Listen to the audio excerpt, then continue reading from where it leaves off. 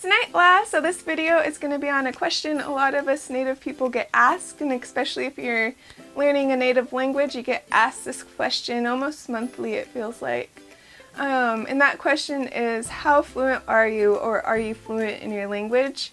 And if you're just a native and you're living life and you're not necessarily learning your language at the moment, you still get asked this question because if you meet a new person and they find out you're native, their first question to you is, how much native are you? And after you either tell them your percentages or explain to them why that question is rude, the next question is almost always, do you speak your native language, or are you fluent in your native language? And I don't feel like that question's rude at all, but it's a hard question to kind of to answer.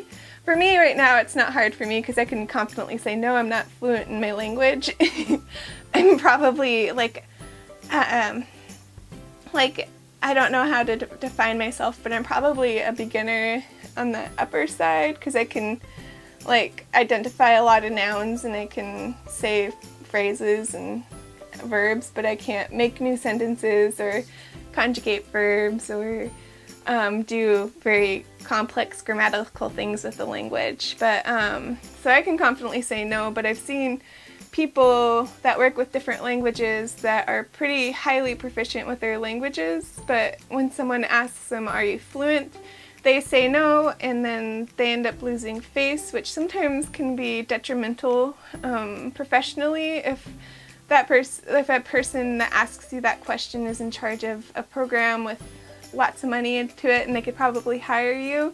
And but a lot of people are honest or modest and will say, no, I'm not fluent in the language, just because they haven't grown up with the language all their life, or they feel like they can't have a conversation fully in the language, or for whatever reason they decide they're not fluent, but they're pretty highly proficient and can teach it and know a lot of the grammar. So it's really interesting, and it's fluency. I feel like I'll never attain fluency. I'll get highly proficient and I'll be able to hopefully function day to day using it whenever I have kids and telling them not to eat their poop, or I hope they don't eat that, but telling them not to do stuff and talking about food and all that kind of stuff. I want to be able to do that when I'm older and have kids, but I can't do that right now. But even if I'm able to do that, then I don't know if I'll be able to consider myself fluent because I didn't grow up speaking the language, and I probably won't ever be able to make new words because I don't understand the grammar enough and the history and the cultural stuff that we have in English, you're up a creek without a paddle, those kind of sayings. I don't know all the Haida ones, and I don't know them very well, the ones that I do know of. So, but it's such an interesting question. This video doesn't have too much of a structure or a point. It's just something to start a conversation or to show other language learners, oh, this is a hard question. It'll be a hard question in the future. It won't be for me right now because I'm not fluent or close to fluency at all. I don't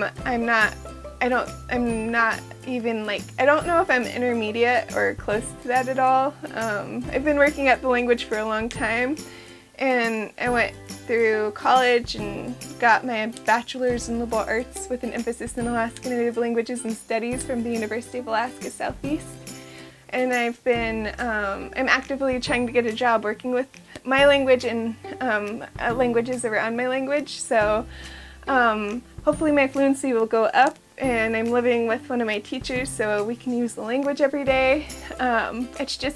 It's really fun to talk about, and in my college classes we've talked about that word fluency and fluent and how to kind of define it.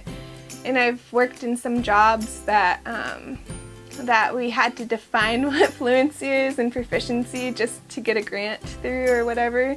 And that was really interesting and really different. And I read so much about it, and there's so many online resources for certain grants that tell you how other tribes kind of approach that too. So it's such an interesting term. But yeah, that's the end of the video. I'll try to post more videos talking about language revitalization kind of things, struggles, successes, or advice, or just like, oh my god, this is horrible and hard kind of things. Hopefully I get comfortable enough to do that. But the question for this video will be, can you have a conversation in your language? Not if you're fluent. Or are you learning your language, or have you known your language all your life? I think that's about it. Hatlashta. Well, that's good night. How's King Song? Haslitgo hastu tunda tani.